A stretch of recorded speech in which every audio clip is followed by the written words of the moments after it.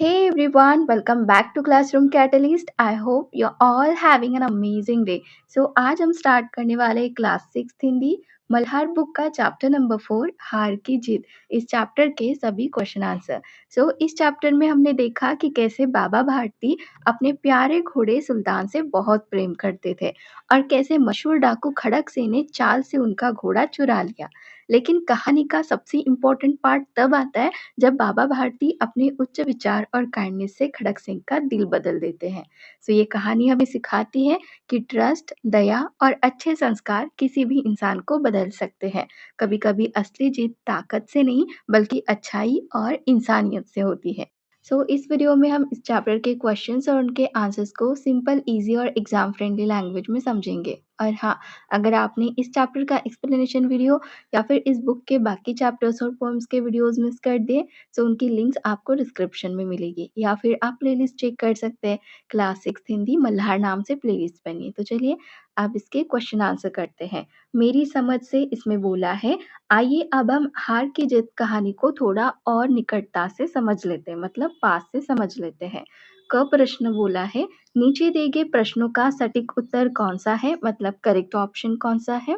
उसके सामने तारा बनाइए, मतलब स्टार बनाना है। ठीक, चलिए अब इसमें फर्स्ट क्वेश्चन है, सुल्तान के छीने जाने का बाबा भारती पर क्या प्रभाव हुआ। डाकू खड़क सिंह बाबा भारती का घोड़ा मतलब सुल्तान उसको छीन लेता है।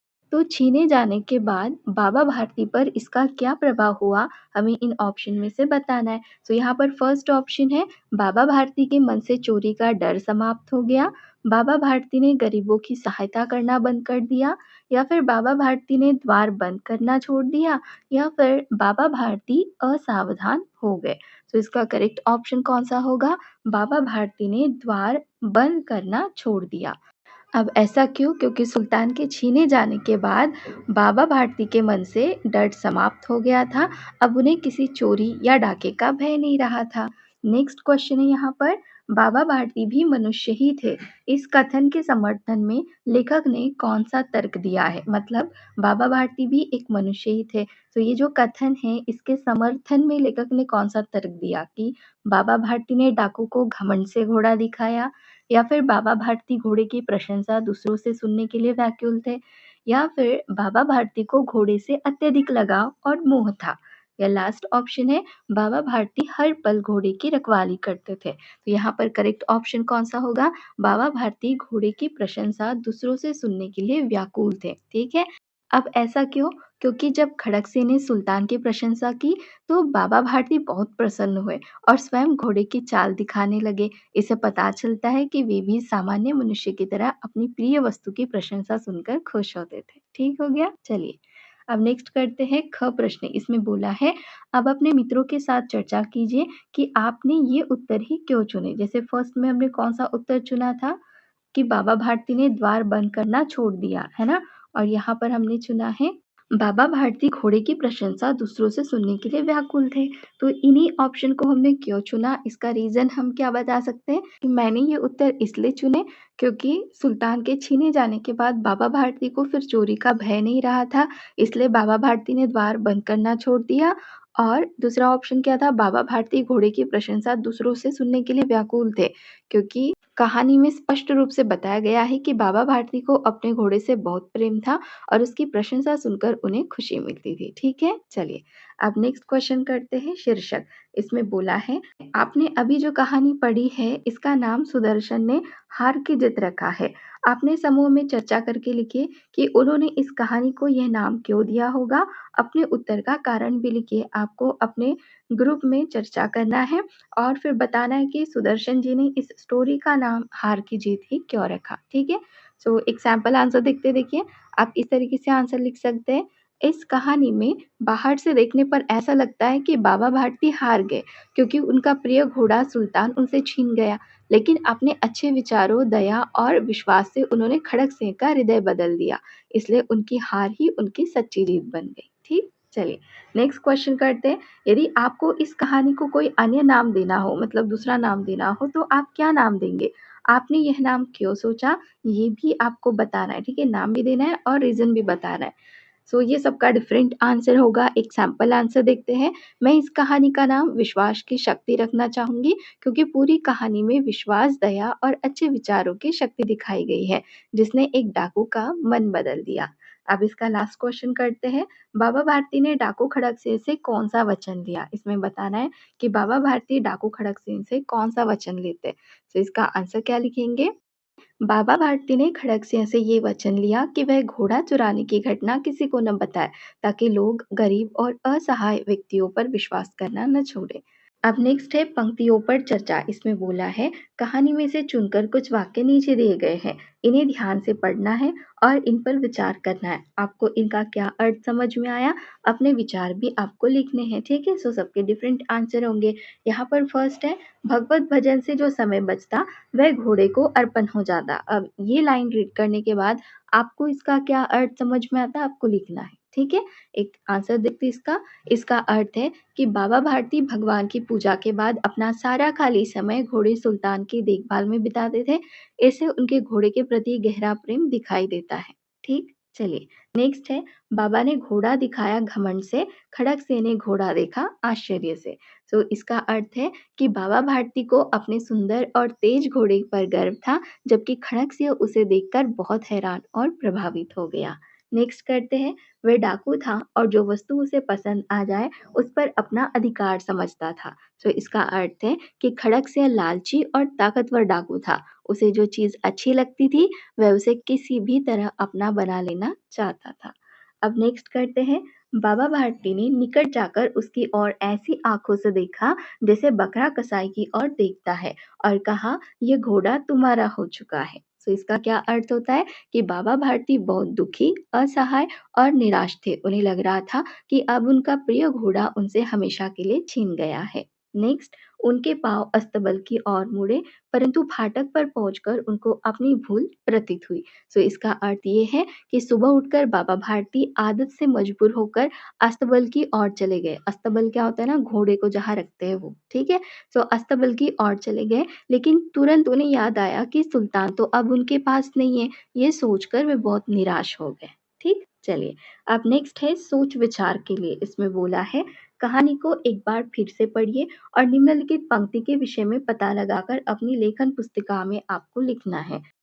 दोनों के आंसुओं का उस भूमि की मिट्टी पर परस्पर मेल हो गया। ये चैप्टर से लाइन ली गई है। अब प्रश्न पूछा है, किस किस के आंसुओं का मेल हो गया था? किसके आंसुओं का मेल हो गया था? बाबा भारती और खड़क सिंह दोनों के आंसुओं का मेल हो गया था। दोनों के आंसुओं में क्या अंतर था, अब ये हमें बताना है, ठीक है? बाबा भारती के आंसू और खड़क सिंह के आंसू दोनों में क्या डिफरेंस था?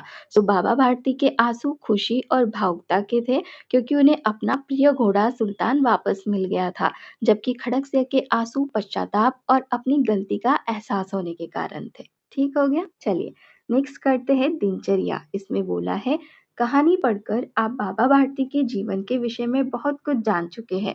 अब आप कहानी के आधार पर बाबा भारती की दिनचर्या आपको लिखनी है, ठीक है? वे सुबह उठने से लेकर रात को सोने तक क्या क्या करते होंगे, ये आपको लिखना है।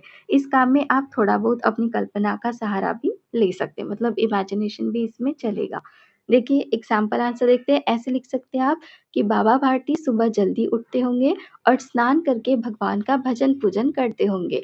इसके बाद वे अपने प्रिय घोड़े सुल्तान की देखभाल करते, उसे दाना खिलाते और खरहरा करते होंगे। दिन में वे मंदिर में रहते और शांत जीवन बिताते होंगे। शाम के समय वे सुल्तान पर सवार होकर घूमने जाते थे। रात में वे घोड़े की सुरक्षा का ध्यान रखते और फिर विश्राम करते होंगे। ठीक हो गया? चलिए अब नेक्स्ट है इसमें, अब आप अपनी दिनचर्या भी लिखिए। अब आपकी दिनचर्या कैसी है आप लिखेंगे। एग्जाम्पल आंसर देखते हैं इसका। मैं सुबह जल्दी उठती हूँ, उसके बाद तैयार होकर स्कूल जाती हूँ, स्कूल से लौटकर भोजन करती हूँ और थोड़ा आराम करती हूँ, फिर होमवर्क और पढ़ाई करती हूँ, शाम को खेलती हूँ या परिवार के साथ समय बिताती हूँ, रात को भोजन करके कुछ देर पढ़ाई करती हूँ और फिर सो जाती हूँ। तो इस तरीके से आप अपनी दिनचर्या बना सकते हैं। अब नेक्स्ट है कहानी की रचना। इसमें क प्रश्न है, इस कहानी की कौन-कौन सी बातें आपको पसंद आई? आपस में चर्चा आपको करनी है, ठीक है? कौन-सी बातें आपको पसंद आई। सो एग्ज़ाम्पल आंसर देखते हैं। मुझे इस कहानी में बाबा भारती की दया, विश्वास और उच्च विचार बहुत पसंद आए। उन्होंने अपना प्रिय घोड़ा खोने के बाद भी लोगों का विश्वास बचाने की बात सोची। कहानी का अंत भी बहुत भावुक और प्रेरणादायक है। ठीक? चलिए, अब नेक्स्ट करते हैं। कोई भी कहानी पाठक को तभी पसंद आती है जब उसे अच्छी तरह लिखा गया हो। लेखक कहानी को अच्छी तरह लिखने के लिए अनेक बातों का ध्यान रखते हैं, जैसे शब्द, वाक्य, संवाद आदि। इस कहानी में आए संवादों के विषय में अपने विचार आपको लिखने हैं। इसका भी एग्जाम्पल आंसर देखते हैं। इस कहानी के संवाद सरल है, रोचक और प्रभावशाली है। संवादों के माध्यम से पात्रों के स्वभाव और भावनाएं स्पष्ट रूप से समझ में आती है ना। और बाबा भारती और खड़क सिंह के बीच के संवाद कहानी को जीवंत और अधिक प्रभावशाली बनाते हैं। चलिए नेक्स्ट करते हैं। मुहावरे कहानी से। इसमें बोला है, कहानी से चुनकर कुछ मुहावरे नीचे दिए गए हैं। लट्टू होना, हृदय पर सांप लौटना, फूले न समाना, मुंह मोड़ लेना, मुख खिल जाना, न्योछावर कर देना। कहानी में इन्हें खोजकर इनका प्रयोग आपको समझना है, ठीक है? सो इनका प्रयोग देखिए कैसे। लट्टू होना मतलब होता है बहुत अधिक मोहित होना। और हृदय पर सांप लौटना मतलब बहुत जलन या दुख होना। फूले न समाना होता है अत्यधिक खुश होना। और मुंह मोड़ लेना मतलब साथ छोड़ देना या ध्यान हटाना। मुख खिल जाना मतलब बहुत प्रसन्न हो जाना। और न्योछावर कर देना मतलब सब कुछ समर्पित कर देना। अब इसका ख प्रश्न है। अब इनका प्रयोग करते हुए अपने मन से आपको नए वाक्य बनाने हैं। जितने भी मुहावरे देखे ना, इनसे नए वाक्य बनाने, ठीक है? सो लट्टू हो गया से कैसे बनाएंगे? सुंदर खिलौना देखकर छोटा बच्चा उस पर लट्टू हो गया। और हृदय पर सांप लौट गया से दोस्त की सफलता देखकर उसके दुश्मन के हृदय पर सांप लौट गया। नेक्स्ट, फूला न समाया था। इससे बनाएंगे, परीक्षा में प्रथम आने पर वह फूला न समाया। फिर नेक्स्ट था मुंह मोड़ना। हमें कभी भी जरूरतमंदों से मुंह नहीं मोड़ना चाहिए। नेक्स्ट था मुख खिल उठना। सो पुरस्कार मिलते ही खिलाड़ी का मुख खिल उठा। और लास्ट, न्योछावर कर देना। सैनिक देश के लिए अपना जीवन न्योछावर कर देते हैं। ठीक हो गया। चलिए, अब नेक्स्ट है कैसे कैसे पात्र। इसमें बोला है, इस कहानी में 3 मुख्य पात्र हैं, बाबा भारती, डाकू खड़क सिंह और सुल्तान घोड़ा। इनके गुणों को बताने वाले शब्दों से दिए गए शब्द चित्र को पूरा करना है, ठीक है? मतलब उनके गुण हमें यहाँ पर लिखने हैं। तो पहले बाबा भारती के लिखते हैं। एक दयालु लिखा हुआ है। फिर हम लिख सकते हैं सरल स्वभाव वाले, ईमानदार, विश्वास करने वाले, घोड़े से प्रेम करने वाले और उदार विचारों वाले, ठीक है? इनमें से आप कोई भी लिख सकते हैं। नेक्स्ट यहाँ पर देखिए डाकू खड़क सिंह। सो डाकू खड़क सिंह के इसमें बाहुबली लिखा है। हम लिख सकते हैं साहसी, चालाक, शक्तिशाली, डाकू स्वभाव का, जिद्दी और अंत में पश्चाताप करने वाला, ठीक है? इस तरीके से आप लिख सकते हैं। अब लास्ट बचा यहाँ पर सुल्तान घोड़ा। तो सुंदर है, ठीक है? और क्या लिख सकते हैं? तेज दौड़ने वाला, बलवान, आकर्षक और वफादार। ठीक हो गया। चलिए नेक्स्ट करते हैं। आपने जो शब्द लिखे हैं वे किसी की विशेषता, गुण और प्रकृति के बारे में बताने के लिए उपयोग में लाए जाते हैं। ऐसे शब्दों को विशेषण कहते हैं। जैसे सुंदर घोड़ा, तो सुंदर क्या हो गया? विशेषण। ऐसे। अब नेक्स्ट है पाठ से आगे। इसमें बोला है सुल्तान की कहानी। मान लीजिए ये कहानी सुल्तान सुना रहा है, सुल्तान खुद सुना रहा है। तब कहानी कैसे आगे बढ़ती? स्वयं को सुल्तान के स्थान पर रखकर आपको ये कहानी आगे बढ़ानी है। संकेत आपको दिए हैं। आप कहानी को इस प्रकार बढ़ा सकते हैं, मेरा नाम सुल्तान है, मैं एक घोड़ा हूँ, ठीक है? इस तरीके से कहानी आगे बढ़ेगी। सो कैसे बनाएंगे इसे? मेरा नाम सुल्तान है, मैं बाबा भारती का प्रिय घोड़ा हूँ। बाबा मुझसे बहुत प्रेम करते थे। वे मुझे अपने हाथों से दाना खिलाते और मेरी देखभाल करते थे। एक दिन खड़क से मुझे धोखे से ले गया। मैं बाबा से दूर होकर बहुत दुखी था। लेकिन जब खड़क से को अपनी गलती का एहसास हुआ तो वह मुझे वापस बाबा के पास ले आया। बाबा मुझे देखकर बहुत खुश हुए और प्यार से गले लगा लिया। ठीक? चलिए, अब नेक्स्ट है मन के भाव। इसमें बोला है कहानी में से चुनकर कुछ शब्द नीचे दिए गए हैं। बताइए कहानी में कौन कब ऐसा अनुभव कर रहा था, हमें बताना है। जैसे चकित, अधीर, डर, प्रसन्नता, करुणा और निराशा। ये किसने कब ऐसा फील किया ये हमें बताना है, ठीक है? तो चलिए, चकित। चकित के इसमें हम क्या लिखेंगे? खड़क सिंह तब चकित हुआ जब उसने पहली बार सुल्तान को देखा। नेक्स्ट अधीर। अधीर से क्या लिखेंगे? खड़क सिंह सुल्तान की चाल देखने के लिए अधीर हो गया था। मतलब बेचैन हो गया था। डर, बाबा भारती को डर था कि कहीं खड़क से उनका घोड़ा न चुरा ले। प्रसन्नता, बाबा भारती सुल्तान के वापस मिलने पर बहुत प्रसन्न हुए। और करुणा, बाबा भारती ने अपाहिज बने खड़कसिया पर करुणा दिखाई और उसे घोड़े पर बैठाया। और निराशा से क्या लिखेंगे? जब सुल्तान चोरी हो गया तब बाबा भारती बहुत निराश हो गए थे। अब आगे बोला है, आप उपर्युक्त भाव को कब-कब अनुभव करते हैं आपको लिखना है। संकेत दिया है, जैसे गली में किसी कुत्ते को देखकर डर या प्रसन्नता या करुणा आदि का अनुभव आपको बताना है। सो ये सबका डिफरेंट आंसर होगा। एग्जाम्पल आंसर देखते हैं। अच्छे अंक आने पर मुझे प्रसन्नता होती है।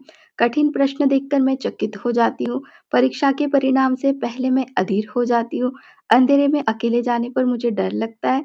किसी गरीब या घायल व्यक्ति को देखकर मुझे करुणा महसूस होती है और हार मिलने पर मुझे निराशा होती है। ठीक, चलिए अब नेक्स्ट करते हैं झरोके से। इसमें बोला है, आप जानते ही हैं कि लेखक सुदर्शन ने अनेक कविताएं भी लिखी है। आइए उनकी लिखी कविता पढ़ते वह चली हवा रीड करते फिर इसे समझते हैं। वह चली हवा, ना तू देखे ना मैं देखूं, पर पत्तों ने तो देख लिया, वरना वे खुशी मनाते क्यों। वह चली हवा।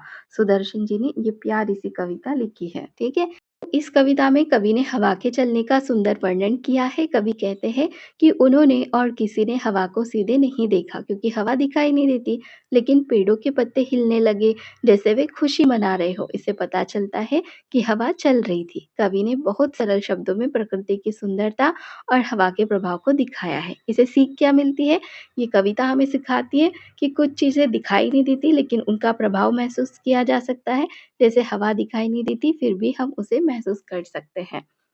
अब आगे हमसे बोला है साझी समझ। इसमें बोला है, आपको इस कविता में क्या अच्छा लगा? आपस में आपको चर्चा करनी है और अपनी लेखन पुस्तिका में आपको लिखना है। तो ये सबका डिफरेंट आंसर होगा। एग्जाम्पल आंसर देखते हैं। मुझे इस कविता में प्रकृति का सुंदर वर्णन बहुत अच्छा लगा। कवि ने बहुत सरल शब्दों में बताया है कि हवा दिखाई नहीं देती लेकिन पत्तों के हिलने से उसके होने का पता चल जाता है। पत्तों ने तो देख लिया, ये पंक्ति बहुत रोचक और कल्पनाशील लगी। ये कविता छोटे होने के बावजूद बहुत सुंदर भाव व्यक्त करती है। अब आगे है खोजबीन के लिए। इसमें बोला है, सुदर्शन की कुछ अन्य रचनाएं पुस्तक में दिए गए क्यूआर कोड या इंटरनेट या पुस्तकालय की सहायता से पढ़ें, देखें और समझें। तो ये आप कर सकते हैं। अब यहाँ पर हमारे इस चैप्टर के सभी क्वेश्चन आंसर कंप्लीट हो जाते हैं। So if you really enjoy this video and had fun learning with us, don't forget to hit that subscribe button. Join our Classroom Catalyst family so you never miss out our next video. And I give this video a thumbs up if you really like it. Share it with your friend and share your thought in the comment below. We would love to hear from you. Thank you so much.